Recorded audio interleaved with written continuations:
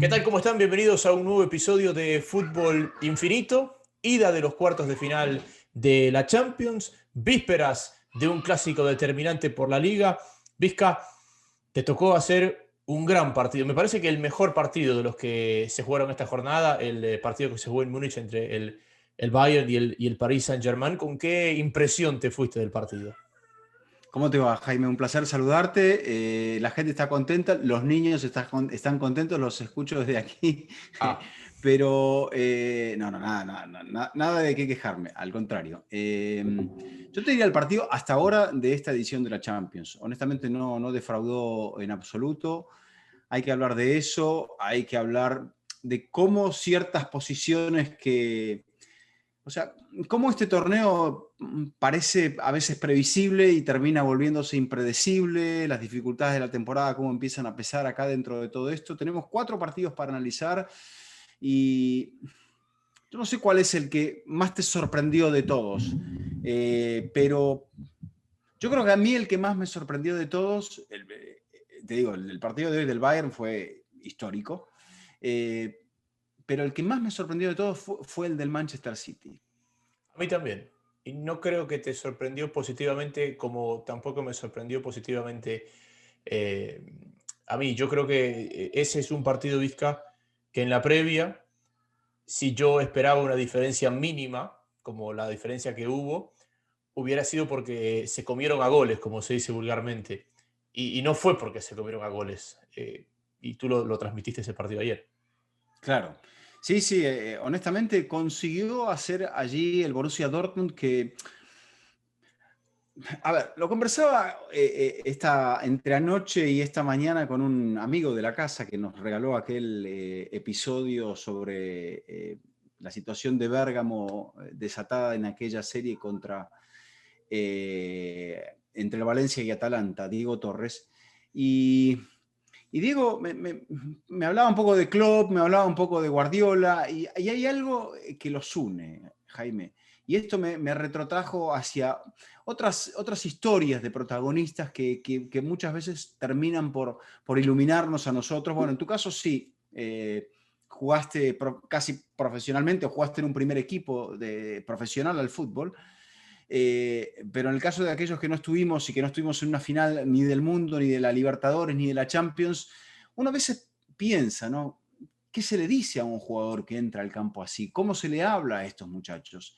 Y yo creo que tanto Klopp como Guardiola tuvieron un ataque de entrenador bajo el cual, en ese ataque de entrenador, quizás sobrecargaron de información a los futbolistas o metieron demasiada mano dentro de los equipos. Y pensaba en aquello que una vez me dijo Mario Kempes intrigados, cuando llegó a ser compañero nuestro a ESPN, decíamos, Mario, ¿y qué dijo Menotti antes de la final? Y Mario, así campechano como este, dice, y mucho no habló, dice, mucho no nos dijo, ya estaba todo dicho. Y claro, eso es un poco como decirle al futbolista, suéltese, que ya está todo analizado y juegue. Y cuando uno a veces, Jaime, le da demasiadas instrucciones a una persona, ¿qué le termina por ocurrir a esa persona? Los saturas. Hay un término del béisbol que yo lo cito siempre, que es el overmanagement, que es el sobregestionar el equipo, sobre administrar el equipo. Y, y eso cae como anillo al dedo, porque eso que tú cuentas de Mario con Menotti, en teoría es lo que pasó con Del Bosque en Sudáfrica y con The Champs en Rusia. En Francia, ¿sí? Está, claro, en el Mundial de Rusia con la selección francesa. Y Aitor lo marcaba muy bien en el programa previo que hicimos. El peor enemigo del City es el City. Es tocar lo que ya está estructurado. Pero ¿a ti no te parece, Vizca, que cuando estos entrenadores tienen ese ataque de entrenador, Uh -huh. también es porque dudan un poco de su obra maestra? Yo creo que porque son perfeccionistas más que nada, Jaime. Entonces, en esa búsqueda de la perfección a veces desajustan lo que ya está bien ajustado. Y hasta ahora la campaña del Manchester City me parece que es, salvo ese comienzo con muchas dudas, golpeado el equipo después de la eliminación ante el Lyon en la Champions, que le llega prácticamente un mes antes del inicio de la campaña de la Premier, o sea, sin tiempo para recuperarte, sin pretemporada, sin grandes variaciones dentro del plantel. volvemos los mismos, pero tenemos que rehacernos y reinventarnos y recuperarnos sin ese proceso que a veces te da la pretemporada para desconectar y volver a conectar. Y por eso me parece que comenzó con tantas dudas el City. Y después se ha ido recuperando. Ha dado un partido malo en el 2021, o había dado un partido malo en el 2021 en el derby frente al Manchester United, que le gana al United muy certeramente. Y ahora, bueno, vuelven a aparecer todos los fantasmas juntos. El fantasma de los cuartos de final de la Champions, los fantasmas del sobre management de parte de Pep Guardiola, la inseguridad de los jugadores, la mala elección de algunos futbolistas. Yo todavía sigo sin entender. Te comprendo que no juegue, por ejemplo, Gabriel Jesús o el Kun Agüero, que viene bastante más atrás en cuanto a su rendimiento o su punto futbolístico. Pero Sterling, ¿qué le pasó a Sterling? ¿Por qué no jugó a Sterling? ¿Por qué ni siquiera apareció? Porque le sigue pesando el gol que falló en aquel encuentro en Alvalade contra el Lyon, digo, bajo el arco. Pero de otra forma yo no lo entiendo. Es cierto, juega bien Foden, pero Sterling es un jugador que tiene mucha mayor resolución, mucho más peso para el adversario. Y claro, un equipo que no encuentra ese peso en el área y después fracasa en sus teorías futbolísticas en el medio, sufre lo que sufrió y por momentos se vio casi como que no había diferencia ante este comprometido Borussia Dortmund. Que termina marcando en Manchester y que en el papel, al menos en el resultado, es la eliminatoria más remontable de todas, desde el resultado. Es la eliminatoria más corta a favor del local. El que va a definir en casa o definir de local. Claro, exacto. Sí, y volviendo al punto de este partido, Vizca, esa inseguridad, ese temor vuelve a ser ante un equipo, ante una posición de favoritismo. Uh-huh. A mí me llama la atención un poco que Pep se equivoca muy pocas veces desde la posición de poco protagonismo. Normalmente es cuando el favoritismo es muy marcado, cuando intenta, digamos, agarrar la vaca con doble soga y se le termina escapando. Bueno, o sea, ya de Pep son con esta 10 años desde la última Champions que ganó, con la salvedad de que en una temporada no participó, fue el año sabático que se tomó antes de dirigir al Bayern, y después en la primera campaña con el City es como que, bueno, él quería modificar muchas cosas y no le dio el tiempo, tuvo el problema en el arco, que no acertó con la llegada de Claudio Bravo, termina atajando Caballero en la serie frente al Mónaco. Entonces, yo creo que Guardiola a veces ha fracasado desde el punto de vista, en la Champions, desde el punto de vista de ser favorito y a veces de no serlo tanto. Y recuerdo aquella serie contra el Real Madrid, por ejemplo, donde, contra el Barça era un poco más complejo el tema, pero contra el Madrid hace un partido en Múnich muy malo, Jaime, muy malo. Y no es el mismo tenor de partido. Porque el de Madrid había sido bueno. Sí. A pesar de que perdió, había sido bueno. Como decías, era remontable. Claro. Bueno, seguías, perdón, te interrumpí. No, entonces yo digo, hay algo que tiene Pep, y no es que para complementarlo, y este tema lo hemos tocado también muchas veces, ¿a quién se busca al lado? ¿Se busca un conciliador que sea su mano derecha o se busca a un hombre que vive no conectado a 220, sino a 380 voltios, que es Juan Malillo, que tira concepto tras concepto y que está también no sobre recontra analizando el fútbol? Y bueno, hay veces que hay que dejar que, cuando uno ya ha ensayado mucho, hay que dejar que los músicos, los intérpretes, hagan bien su parte. Entonces, confiar en el proceso para que ellos lo rematen y lo terminen como debe ser. Y bueno, no jugó Gabriel, el equipo, incluso en el primer tiempo, fíjate que va con la variante Cancelo pegado al mediocentro para liberarlo a Gundogan y después dice, no, 4 claros en el fondo, Cancelo bien de lateral, Gundogan un poco más retrasado, porque ya se daba cuenta de que el equipo no le estaba dando garantías. Ojo, y al final, Vizca, para mí la victoria tiene que ver con que se funde el Dortmund. Porque el Dortmund al final, como que ya no tenía piernas, y este que es un equipo que está marcado por ausencias toda la temporada, todas de larga duración, no puntualmente de este partido, no estuvieron en el anterior, no van a estar en el próximo. Bueno, el equipo se empieza a fundir, porque este equipo, a día de hoy, junto al Paris Saint-Germain y al City, son los únicos equipos que pueden ganar un triplete. Y no lo digo porque Correcto. lo vaya a ganar, sino por Correcto. el punto de la temporada en el que se encuentra peleando a 3 frentes. Correcto. Sí, es así. Hay otros que ya tienen muy clasificados sus objetivos y ya llegan con el de la finalización de la liga, ya sea en posición de Champions, campeón o quién sabe qué, y hay otros, y la Champions, y hay otros que llegan con más objetivos, múltiples objetivos, como es el caso del Manchester City. Yo creo que Guardiola sí había trabajado bien desde el aspecto, antes cuando la gente se empezó a llenar la boca de que son 4 los títulos que se pueden ganar, él dijo, no, todavía no estamos en posición de ganar ninguno, por lo tanto, el primero será después, será sobre finales de abril, es la Copa de la Liga, para los otros todavía falta mucho. Pero en una liga de 38 partidos o de 34 como la Bundesliga, hay muchas posibilidades de recuperación ante errores, ante mala lectura de un partido. Aquí no hay tanta. Y creo que Pep... No hay, punto.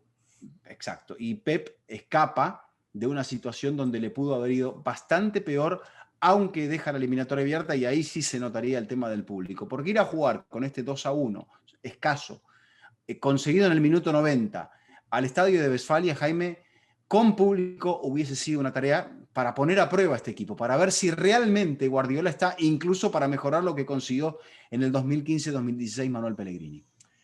Que es la vara donde está puesta la vara del Manchester City en sus participaciones en Europa. Es más, de los cuartos finalistas es el único que no ha llegado nunca a una final de este torneo. Son en Champions para el City, Jaime, son 12 eliminatorias. Está haciendo la 13ª. 5 ganadas y 7 perdidas. Para Pep son 7. 3 ganadas y 4 perdidas. El equipo, por ejemplo, las que ha ganado Guardiola, creo que la más meritoria ha sido ante el Real Madrid en la campaña pasada, pero en las otras superó ampliamente al Basel, 5-2 en el marcador entre la ida y la vuelta, y 10-2 al Schalke 04. En el resto, así sea un partido como le ocurrió contra el Lyon, ha sufrido mucho. Aquí a doble partido, tiene otra carta, pero bueno, ya hablaremos de las conclusiones para el partido de la vuelta, pero me parece que necesita un 9 porque no se puede cambiar tanto al equipo. No, pero sin necesidad de cambiarlo por rotaciones, porque Pepe está cómodo en la liga y debería jugar con el muleto, si se quiere, con algunos retoques en la liga y con lo fuerte aquí, porque es aquí el camino más largo y allá donde está el camino un poquito más hecho. Dos puntos, Vizca, sobre esto.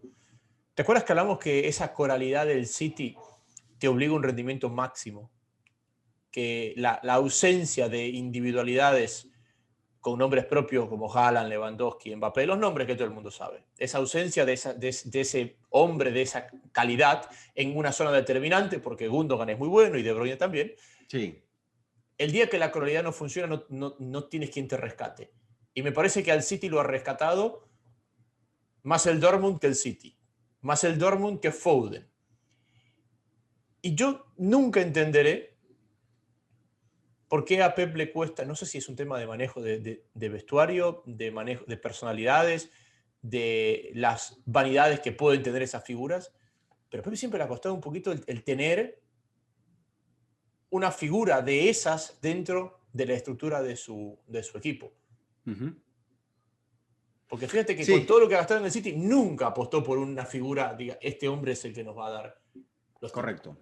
Títulos. Sí, es un tema bastante claro, Jaime, que es allí donde quizá Guardiola no se siente tan dominante, sabiendo que tiene un futbolista hiperdeterminante dentro de la cancha, que muchas veces te termina sacando las castañas del fuego. O una voz dicen que la voz más dominante del vestuario es la de Fernandinho, que Fernandinho es el que sacude al equipo después del empate allá en diciembre frente al West Brom, en el último partido de Slaven Village. Es el que le dice a los muchachos, así no podemos seguir jugando. Bueno, ahora me parece que tiene que aparecer uno de esos jugadores. Fernandinho no estaba en el campo, ni siquiera en el partido del martes. Entonces, ahora donde esos líderes, ya Agüero está de salida, o sea, ¿qué va a decir Agüero? Sí, querrá ganar la Champions el Kun, pero sabe Agüero que cuando las cosas van mal, estando Gabriel sentado, él no va a tener ni siquiera la tercera opción de Claro. cambio. Entonces es difícil ver que tanta gente esté implicada en un momento en el cual lo que se puede conseguir es sublime. Está a punto de lo sublime el City. Y bueno, si no lo hace bien partido a partido, se quedará Es que con muy poco. Quizás se quede solo con la Liga, Jaime. este es un equipo que también lo hemos analizado en otros equipos que les ha pasado la pérdida consecutiva de los capitanes. Este equipo se le fue Joe Hart y se le fue Company. ¿Y quién asumió después? Agüero Hart, casi. Company, Silva, por ahí se va Fernandinho, que también está en el último año de Claro, contrato, el Kun Agüero. claro. Entonces, los últimos 5 capitanes del City, 3 ya no están, uno se va a final de temporada y a ver qué pasa con Fernandinho. Entonces, ahí también tienes una carencia de líderes en momentos anímicamente determinantes. Vámonos al otro equipo que metió mucha mano, que fue el Liverpool. Acá sí hubo muchas. ¿Por qué no dejamos al Liverpool para el final? Porque vamos a terminar hablando del clásico. Perfecto. Entonces, hablemos Vamos a de. romper un poquito el orden. Vamos con el Chelsea, así remontamos la cuesta con Vamos el con el Chelsea. Chelsea. A ver, ese factor extraño de ser local pero no ser local es una cosa. Segundo, un Porto siendo competitivo como nos mostró, pero también exponiendo lo que fue la Juve aquel partido, porque el accidente del fin de semana del Chelsea, el partido de hoy te muestra que fue un accidente. Te muestra Correcto. que fue un accidente, porque el equipo volvió a ser compacto, volvió a ser sólido, volvió a permitir muy pocas ocasiones. Las intervenciones la intervención más clara que tuvo Mendy en el primer tiempo, Vizca, es un córner cerrado, es una búsqueda de un gol olímpico, es a partir de una pelota Claro, parada. No claro. es una acción donde tuvo que aparecer en extremes. Y me parece que la ausencia de Olivera fue importante. Creo que con Seisao apostó un poco a ese método cholista de, al no ser local ni ser visitante, jugar con quien legalmente es local y legalmente es visitante y poder llevar este partido mucho más replegado a un 0-0 que se define en una hipotética vuelta en ese mismo estadio, pero que sus goles tienen un doble valor ya con Oliver y compañía de vuelta. Entonces me parece que eso es lo que terminó apostando con Seisao. No le fue del todo mal. El gol es una genialidad de Mount, pero ya el segundo tanto es un error de Tecatito que jugaba de lateral en el cierre del partido. Y creo que hasta ahí llegó la aspiración que podía haber tenido el Porto, aguerrido, luchador, pero distante. Sí, combinación de muchos factores, Jaime, en esta serie. Primero, el Porto. ¿Por qué está aquí el Porto? Porque la Juve, que era favorita en la serie anterior, hizo todo lo posible como para que el Porto pasara. Y también, bueno, el Porto creo que supo interpretar muy bien cómo jugar aquellos dos partidos, sobre todo el de la ida, te diría, porque en la vuelta me parece como que la Juve jugó bastante menos. Bueno, tanto a la ida como a la vuelta, la Juve cometió muchos errores, pero más me parece en el partido de la vuelta. En la ida es como que la Juve no se vio superado por ese oportunismo, esa capacidad para ir a provocar el error en el cuadro juventino que lo dejó a Pirlo algo descolocado. Entonces, no es un gran Porto y más aún no lo era con las ausencias importantes que tenía. Y aquí hay un rival que también ha mejorado mucho con el correr de la temporada, porque vamos a hablar luego del París. Y el París mejora con la llegada de Pochettino, sobre todo en este partido o en estos partidos decisivos. Pero también yo creo que Tuchel le ha hecho muy bien al Chelsea. Hay problemas que parece que no lo soluciona, porque hay inconvenientes en el vestuario, sigue habiendo dificultades entre algunos integrantes del plantel, pero él interpreta quiénes son los que juegan, interpreta el libreto, sigue jugando al 3-4-3, sigue potenciando gente como Havertz que aparece adelante, no están los goles de Timo Werner, pero por lo menos está Timo Werner, o sea, está Mount, al cual lo habías mencionado, que eleva su rendimiento, y en el esquema, bueno, ahí los laterales son importantes, Chilwell aparece en el segundo gol, y yo veo un equipo que está con confianza, y que no sé si, y te gusta este punto del talismán de lo que fue la temporada de la inspiración de 2012 con Roberto Di Matteo, pero hay algo también aquí en este Chelsea, ¿no? Como que escoba nueva barre bien. El que llega motiva y encuentra a los muchachos justo con la actitud necesaria como para levantarse y redimirse. Y que después con el tiempo ese efecto empieza a bajar un poco. Pero claro, ese envío anímico llega quizás en el mejor momento que te puede llegar un envío anímico, cuando necesitas el último empujoncito para llevarte la orejona. A ver, Di Matteo dirigió la ida de octavos. Uh-huh. No, Tuchel ya dirigió la... Perdón, Di Matteo dirigió la vuelta de Di Matteo octavos. dirigió la vuelta de octavos. Claro, ya. Tuchel sí llegó para dirigir le la ida. Le está sacando un partido en el caso de llegar a esa definición. Pero también. ¿te acuerdas quién es otro que llegó a dirigir la ida de octavos y después fue campeón? Zidane. Claro.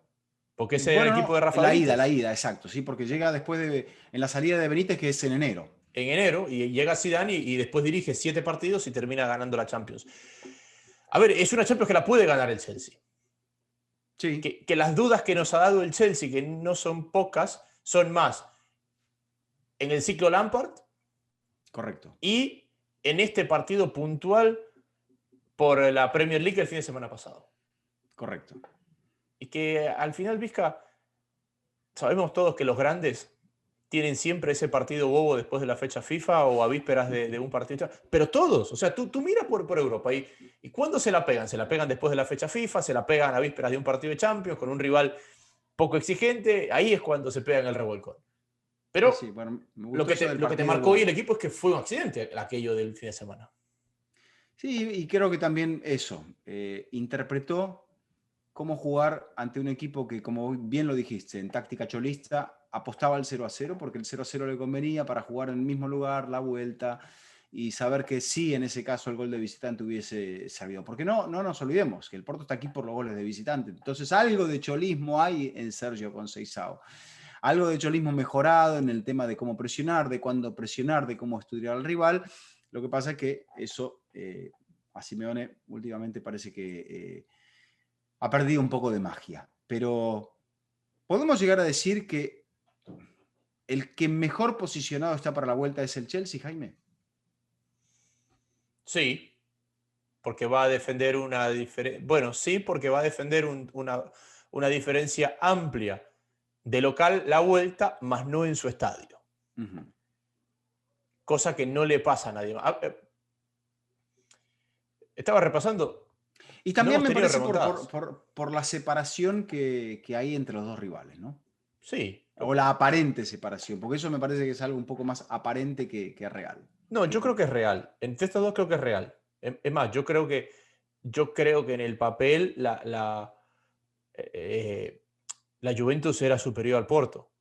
Uh-huh. Y eso hace aún más grave la caída de la Juventus y lo meritorio que fue lo del Porto. Pero creo que es una eliminatoria que si se vuelve a jugar estaríamos hablando de que la Juve estaría aquí. No le quiero quitar mérito al Porto, más bien lo contrario. Le quiero dar mérito por estar acá, pero también no es que se ha bajado a un bicampeón de Europa, no, se ha bajado a la sombra de un bicampeón de Europa y ahora se está encontrando con un equipo que está claramente en un punto distinto de la curva de crecimiento y que esos problemas en el vestuario, el Chelsea siempre los ha tenido, no sé por qué, pero ese equipo siempre los ha tenido, no importa quién esté al mando, pero el lenguaje de un equipo o las sensaciones que transmite un equipo cuando está creyendo en la mano que le está metiendo el entrenador, es eso lo que uno ve en el Chelsea.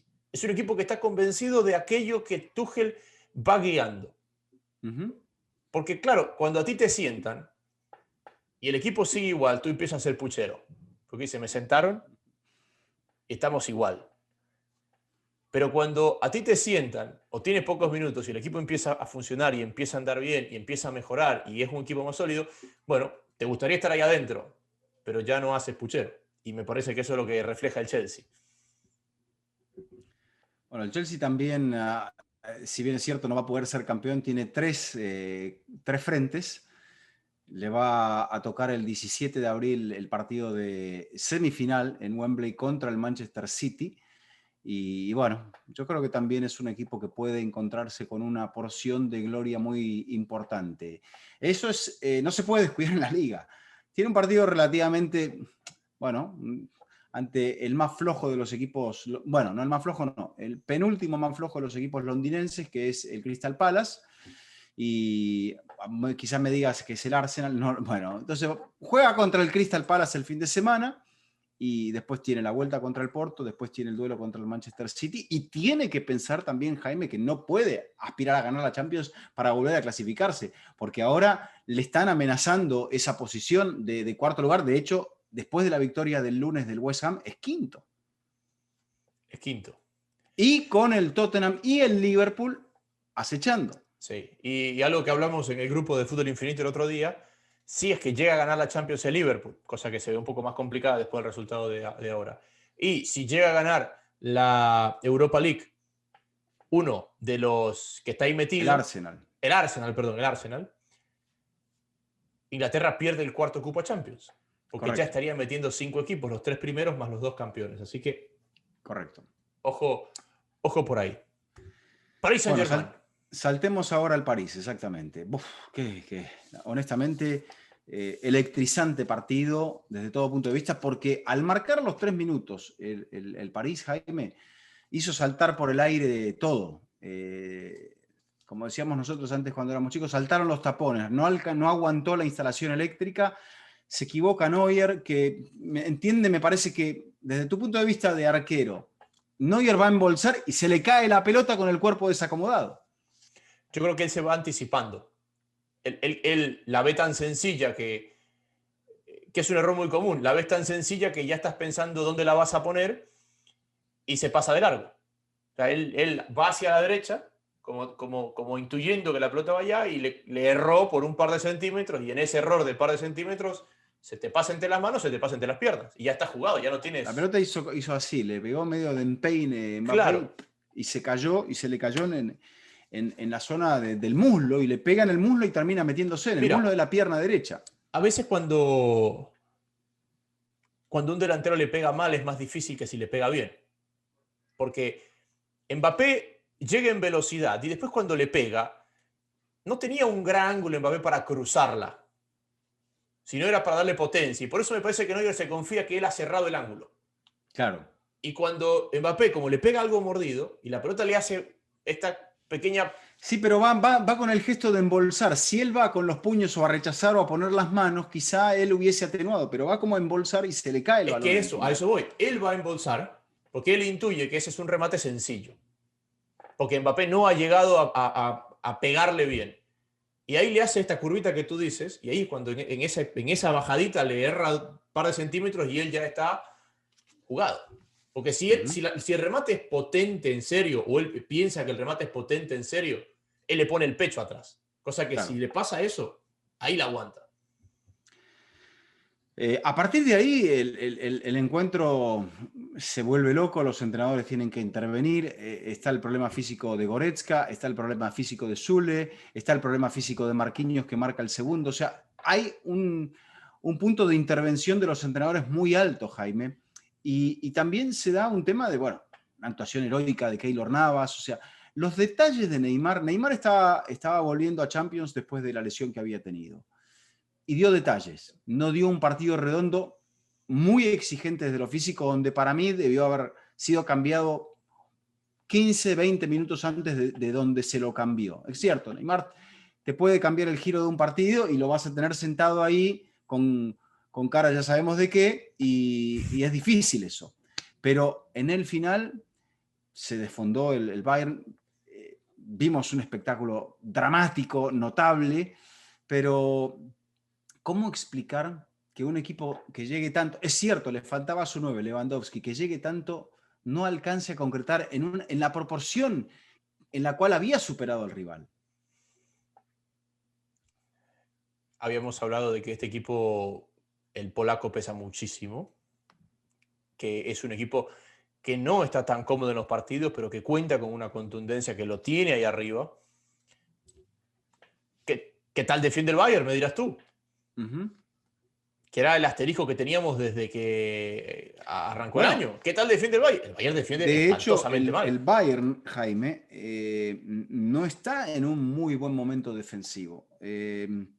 Con el de hoy son 41 partidos que ha disputado en la temporada. Esta es recién la cuarta derrota, pero ahí no están los números fuertes. En los 40 partidos partidos que ha disputado le han hecho 49 goles, que es muy atípico para un equipo del Bayern, y teniendo en cuenta también la fortaleza que había tenido este conjunto en la temporada anterior. Lo que pasa es que también hay una conjunción de factores. Es permeable defensivamente y no contaba con el goleador en este caso. No, y Ni con ojo, Gnabry, ni con Gnabry. y ojo que me pareció destacado hoy la cantidad de ocasiones que generó y no concretó. Porque si tú te pones a ver cómo venía en la Bundesliga, tampoco venía generando. El partido del fin de semana frente al Leipzig, donde define el título básicamente la Bundesliga, Vizca, el Leipzig le genera 12 ocasiones de gol, el Bayern genera Sí. 3 y lo gana 1-0. Uh-huh. Entonces, ahí te marca un poco Se el poco invirtieron los control que papeles tiene. aquí. Claro, ¿Perdón? sí, sí. Se invirtieron los papeles aquí, porque aquí, si bien es cierto, se puede llegar a decir que por la mayor parte del encuentro lo controló, lo tenía Mbappé medio controlado, salvo cuando en esa jugada muy rápida Di María, Neymar, fracasan los mediocentros en la presión alta, los centrales estaban muy descolocados y después con el espacio Mbappé te hace eso que te hace en la jugada del primer gol, pero el mérito estaba en Neymar y luego se da el accidente también de Neuer. Yo creo que demasiados accidentes, Jaime. Accidente de Neuer, 31 disparos contra 6 y perder 3-2. 12 disparos entre palos contra 4 y perder 3-2. Un error poco característico de un futbolista que había sido capital para la consecución de todos los títulos que se ganaron en la temporada pasada. Este grado de acierto de un París al cual le habíamos reclamado muchas veces, Jaime, que tenía que elevar su rendimiento en esta clase de partidos. Y ahora lo hace quizá con el técnico menos intervencionista de todos aquellos que son reconocibles por estilo, como es Pochettino. Pero falta la vuelta. Por un momento, hay mucha gente que pensó que con el 2-0, ya está. Pero claro, había que ver el intercambio de golpes. Esto no es boxeo, donde te pueden noquear de una trompada por más que vengas ganando la pelea por puntos. Pero esa era la sensación de que por puntos estaba ganando el París, pero no estaba dominando la pelea, no estaba dominando el partido. Le llegaban muchos. La defensa iba demasiado hacia atrás, Jaime. Y cuando sale Marquinhos pierde ciertas referencias con Danilo jugando de central. La verdad, muy desafiante todo, desde la actitud del Bayern hasta lo que generó, hasta las revoluciones tácticas con el ingreso de Alphonso Davies, con el pase de Alaba a la posición de mediocentro, con Lucas recorriéndose hacia el centro. Y encima de todo, el Bayern no tenía muchas opciones de cambio porque tenía solamente 7 suplentes a disposición. Y se le lesionan 2 jugadores y quema 2 ventanas Hansi Flick por esto. No, y que los que entran. Bueno, lo de Davis es más táctico porque él a veces pone a Lucas cuando quiere que el equipo aguante un poquito más atrás. Y si no, lo pone a Lucas. Porque, claro, esos 3 zurdos te juegan en casi todos los puestos. Y muchas veces te juega con Lucas de central, Alaba de mediocentro y Davis de lateral. Entonces, realmente, más allá del accidente por la lesión, no te genera un gran golpe ese cambio. Ahora, Boateng no está jugando por algo. No. Y Zule ahora lesionado, o sea, ahí yo no sé si va a tener que jugar Javi Martínez de central en la vuelta, mira lo que te digo. Pizca, pero es que Javi Martínez, la pregunta es ¿cómo está Javi Martínez? Porque Javi Martínez, ante la lesión de Tolisso, cuando estuvo con COVID, ¿fue Goretzka o Kimmich? Goretzka me parece que fue el que tuvo COVID. No Sí, jugaba Javi Martínez. Lo metían a no. Gnabry de segundo contención. Entonces Javi Martínez está para que el fin de semana frente a Leipzig, que no tenía cambios y que estaba preparando este partido, Javi Martínez fue el quinto cambio. Entonces, bueno, ahí te marca un poco cómo está la situación. Bastante límite del Bayern de Múnich, Muy que se límite, muy límite. puede agarrar de que el Paris Saint-Germain tiene 3 derrotas consecutivas en casa en la Ligue 1 y por eso esta eliminatoria está abierta. Pero la combinación de factores que se debería dar, uno de esos factores es muy probable, que el Bayern salga adelante pese a todas las bajas, porque sabemos la resiliencia que tienen los alemanes. Pero tendría que darse otro factor, que aparezca ese Paris Saint-Germain que dilapida, que no tiene personalidad, que deja escapar una situación favorable, que no parece ser el equipo de los últimos tiempos, sobre todo después de la llegada de Mbappé y de Neymar. Bueno, con Mbappé también hubo accidentes importantes y con Neymar en el campo no hubo tantos accidentes, pero Con Neymar en el campo. Si hubiésemos pensado... Con Neymar en el campo, que no es lo mismo que con Neymar. Claro, ahí vamos, porque hemos visto eliminaciones estrepitosas. Entonces, yo no lo daría por cerrado, pero si alguien hubiese dicho 3-2 para el Bayern, para el París en Alemania en la ida, y es un resultado casi para sentenciar la eliminatoria. Lo bueno es que por el espectáculo que nos dieron y por lo que queda, que esto puede llegar a no significar mucho. Eso sí, ¿cómo hacer que esta defensa del Bayern sea sólida con todas las ausencias que probablemente tenga para el partido? Encima de todo, corta recuperación, porque es miércoles a martes, 6 días con un encuentro en el medio. ¿Cuántos desafíos para Hansi Flick? Yo no quiero ser la almohada de Hansi Flick en esta noche, Jaime, porque la cabeza le va a explotar. Sí, no, concuerdo. Pero más allá de si le resulta o no, es un equipo que está más acostumbrado a estos accidentes. Lo que no está acostumbrado es que no esté Lewandowski y que no va a estar, porque Claro, no le va a dar los tiempos. no le van a dar los tiempos. Y Bueno, ahí tenemos tiene, más o menos 15 minutos, 20 minutos para hablar del Real Madrid sí. en 2 actos. Bueno, 2 actos del Real Madrid. Hablamos del overmanagement de Pep Guardiola y el amigo Zidane es todo lo contrario en estos momentos definitivos. 3 palabritas y a jugar. Quiero ponderar un par de nombres. Uno, Nacho. Da lo mismo que le pongas al lado, Nacho juega bien y el que está al lado juega bien, porque Militao, Varane habían sido un desastre juntos, le pusieron a Nacho y funciona. 2, Vinicius ha recuperado su forma en la definición del torneo pasado. Pero sobre todo, Vizca, que Zidane me parece que volvió a ser el 4-4-2. Yo creo que el equipo fue un 4-4-2 ayer. ¿Y por qué me baso en que fue un 4-4-2? Porque en los tramos sin pelota, la altura a la que caían Asensio y Vinicius era mucho más cercana a la altura que caía Casemiro y uno de los otros 2 medios. Y el otro medio, el que sobraba, sea Kroos o Modric, iba mucho más cercano a Benzema. Ayer fue Modric, en gran parte del partido. Y eso le permitía al equipo no presionar tan arriba, porque este es un equipo que me parece que con los delanteros que tiene, cuando presiona muy arriba y recupera ahí arriba, se queda sin espacio para generar sorpresa, porque no tiene la calidad para hacerlo. Entonces, te recupera más cerca del arco y tiene al francotirador ese alemán que cada que te saca una pelota, la pelota cae donde tiene que caer a la espalda de la última línea y empiezan a trabajar en diagonal, tanto Vinicius como Asensio, con esa explosión, sobre todo el brasileño, y así rompieron a un Liverpool que fue a presionar arriba y después quiso presionar un poquito más en el medio, pero ya el daño estaba hecho. Habíamos marcado. Esta es la característica del equipo que se le acomoda al Madrid, que lo vayan a presionar arriba, porque tiene el talento en el medio para romperte esa zona y hacerte mucho daño a la espalda.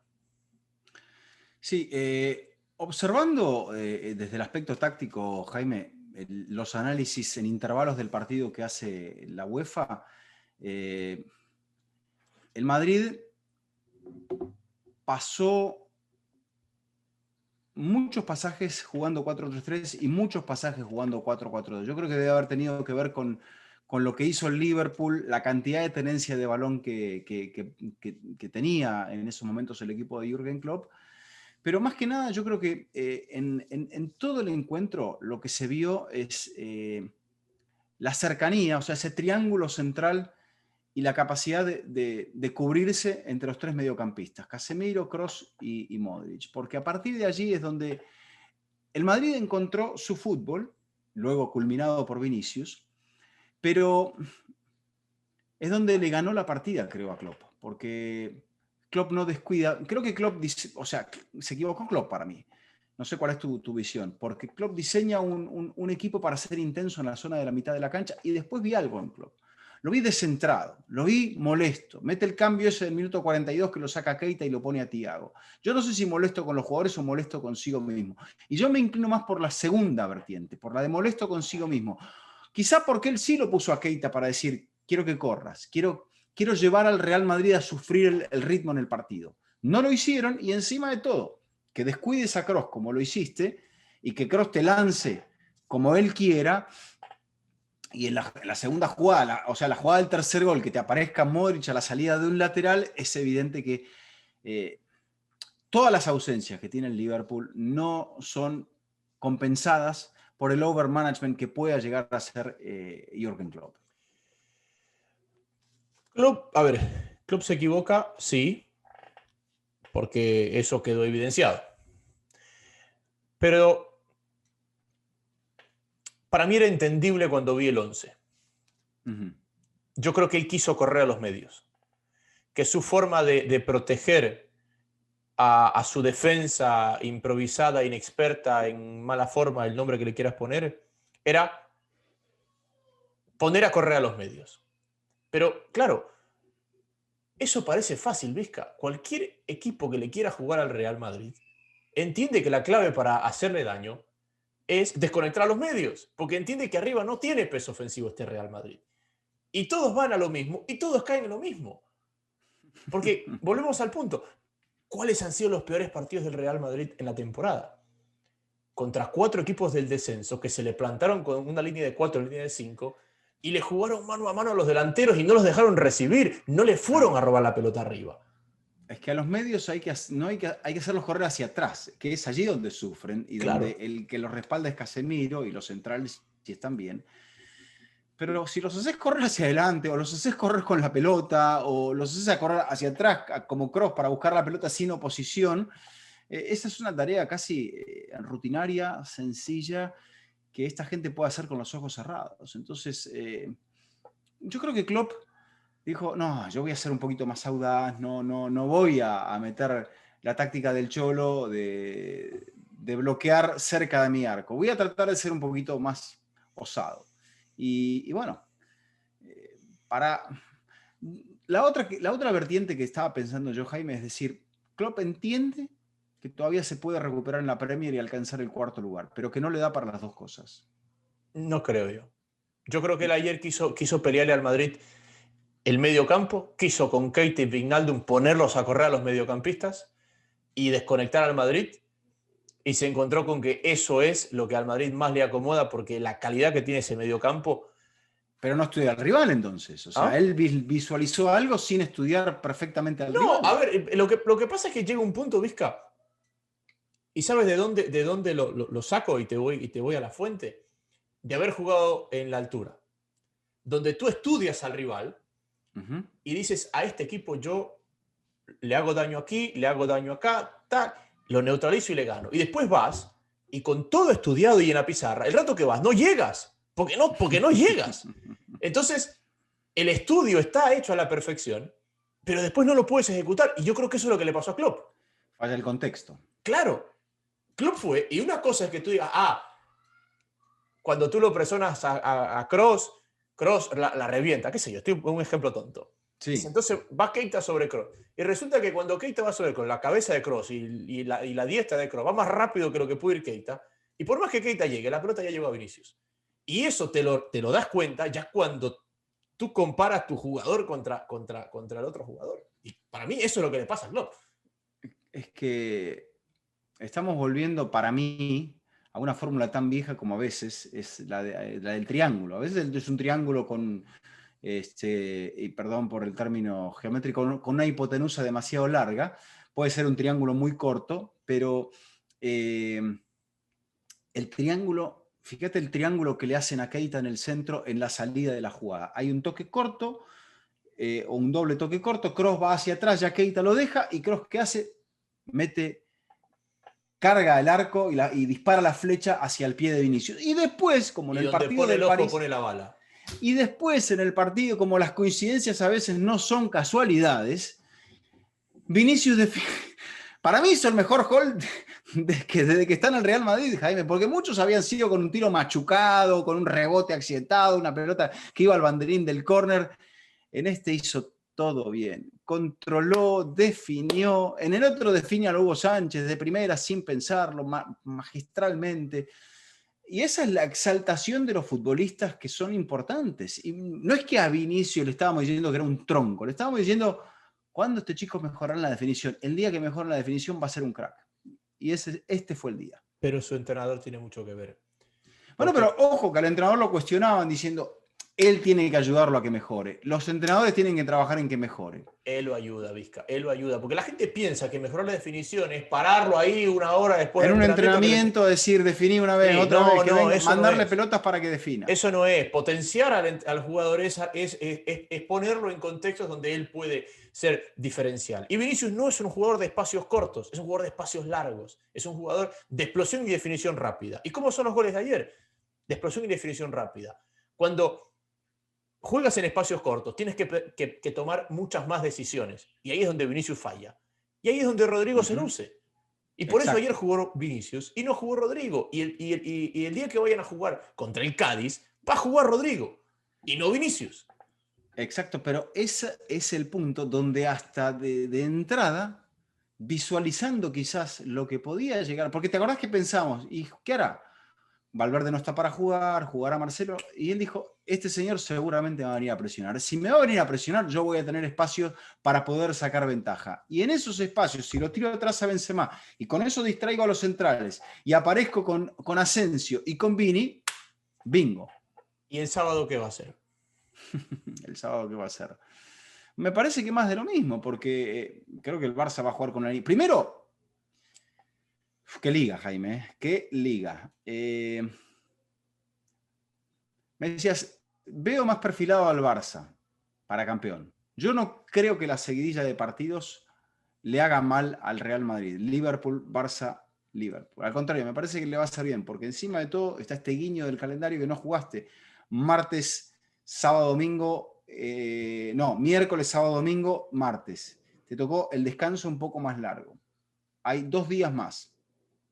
Y con la confianza que hoy tiene el Real Madrid y el ver que el Barça sufre para ganarle al Valladolid, que el Atlético parece que se ha autoeliminado de la pelea por el título, y el Madrid es el caballo ese que viene desde atrás seguro, que tiene el jockey, que es ganador, que es el que más carreras ha ganado en la proporción de las que ha disputado, y todo ese contexto al Madrid le encanta, es la épica del Real Madrid, Jaime. Sí, no, el Madrid, tener al Madrid atrás es un muy mal perseguidor. El rato que el Madrid huele sangre, y el Madrid empezó a leer sangre cuando estaba a 12 puntos. ¿En qué me basaba yo que veo mejor perfilado al Barça? Primero, que está jugando muy bien, uno. Pero dos, el hecho de que juegue frente al Atlético para mí es una pieza fundamental, porque el Madrid puede golear al Barça y no ser líder. El Barça tiene al Atlético en el medio. O sea, el Madrid, más allá de lo que pase y que va a ser una recta final frenética y que va a perder muy pocos puntos, va a seguir dependiendo de que alguien más saque puntos para que ellos no se les escapen. Creo yo. Lo único que si sigue avanzando en la Champions, ahí está el doble frente. Quizá eso no le pase factura ahora, sino le pase un poco más de factura, sobre todo entre las semifinales. Sí, a ver, yo sí creo que va a modificar Vizca. Creo que entre las semifinales llegaría el duelo contra Atlético. No, es justo después. El Barça Atlético es el 8 de mayo. Ah, perdón, estoy confundido, perdón. Sí, el Barça Atlético es el 8 de mayo. No, el Madrid, ¿qué duelo importante tiene ya? No, Sevilla. Sevilla. Pero en el Di Stéfano y San Mamés. Cierra la temporada en San Mamés. Bueno, pero ese ya al final de la historia es otra cosa, ¿no? Porque cuando hay que ganar el partido de la última fecha, eso ya es un poco más sencillo. Bueno, a ver, volviendo a lo que creo que puede pasar el fin de semana. Zidane ha renunciado al 4-3-3, salvo cuando se enfrenta a equipos que se le paran de una forma similar o que lo esperan muy atrás. Y viene tentando con esta línea de 3 híbrida, que la utilizó contra el Atalanta, que la utilizó un poquito el fin de semana, aunque para mí sigue siendo más un 4-4-2. Y creo que ese sistema se lo va a utilizar al Barça. Porque el día del Atlético de Madrid, él pone el 4-3-3, Vizca, y el Atlético lo pasa por encima. El Atlético lo pasa por encima en el primer tiempo, lo pasa por encima en el segundo tiempo, y él ahí empieza a gestionar, y ojo, el Madrid lo empata porque el Madrid termina bastante mejor, pero el gran dominador del primer tiempo y del tramo medio del segundo tiempo fue el Atlético de Madrid. Y el Madrid no le puede permitir ese dominio al Barcelona porque el Barça te lo gana con ese dominio. Y me parece que él sí va a tener un mediocampo más arropado. No estoy seguro de que haga línea de tres, sobre todo ahora que ha perdido a un elemento o a dos para esa línea de tres, sino más arropando el mediocampo porque ya recuperaría a Valverde, que ya jugó y me imagino que estará para 90 minutos. Estamos Sí, el grabando este Madrid, programa miércoles. sí, Estamos sí, grabando el este Madrid programa tendría miércoles. que, tendría que rotar un poco, me parece, allí algunas piezas, porque si bien es cierto la ventaja que tiene sobre el Liverpool es importante, uno intuye que lo que se va a presentar en Anfield no va a ser sencillo, sobre todo si el Liverpool te pone a dudar a partir de que haga un gol rápidamente. Y creo que Klopp no va a cometer, o sea, va a salir con Firmino, va a salir con Thiago, el resto es poco más lo que puede retocar, ¿no? Sí. Mira, Modric jugó los 3 partidos completos con Croacia y no lo dosificó contra el Eibar. ¿Qué nos hace pensar que lo va a dosificar en el Clásico? No, nada, cero. Que no se puede dosificar en el clásico. Y te digo, estamos grabando miércoles a la noche, porque cuando grabamos la previa de Champions, bueno, fueron apareciendo positivos que no Exacto. lograron estar en nuestra previa. Imponderables. Hay una cosa que a mí me marca el Clásico hoy miércoles a la noche. Varane dio positivo en la selección francesa, donde hizo pareja con Lenglet, donde también jugó con Ferland Mendy, donde convivió con Antoine Griezmann y Ousmane Dembélé. Yo creo que hasta que salgan las alineaciones del Clásico puede haber alguna sorpresa, porque lamentablemente es el mundo en el que vivimos. Sí, las pruebas que le hacen a los jugadores es el mismo día del partido, si no me equivoco, y es allí. Por ahí el Barça prevé, me parece que en el caso de un contacto con alguien que haya tenido, que haya dado positivo, el testeo es inmediato. Y bueno, fíjate lo que ¿Y por estamos qué digo hablando, ¿no? Mendy y no hablo del resto del Real Madrid? Porque cuando Varane llega, el médico sospecha y no lo dejan entrenar y lo aíslan. Por eso Varane no juega el partido del fin de semana. Recuerden que Varane estaba disponible para jugar frente a Eibar y no juega Militao. El cuerpo médico dice, acá algo huele mal. Mejor quédese por allá y cuando salga la prueba Bueno, vemos pero si está para el el Liverpool. Barça bajo esta cuestión ya fue testeado el lunes. O sea que si tuvo el contacto en el miércoles, lo más probable es que ya se hubiese manifestado la presencia del virus en el cuerpo de estos jugadores del Barça. Entonces, no podemos garantizarlo, pero sería algo improbable. Sí, sí, sobre todo porque lo de Varane se da o sea, se da Pero no casi hay una semana garantía. después. Las variantes que están circulando, Jaime, son muy complicadas. En España no ha habido vacunación, entonces no hay garantía de que no vayan a caer más futbolistas. Y creo que hasta ahora el que menos ha tenido la incidencia de coronavirus de los 3 importantes, creo que el que menos ha sido golpeado ha sido el Barça. Sí, ha sido exactamente. Ha sido el Barça. Eh, para cerrar, Sí, ¿el ganador del Clásico es el campeón? sí, ¿Descartado el Atlético? sí. Ojo, vengo mal con los pronósticos, pero digo que sí a todo. Vamos a ver. Vamos a ver. Por ahí en el Villamarín saca la cara. ¿Tu favorito cuál es ¿Para qué? para el clásico?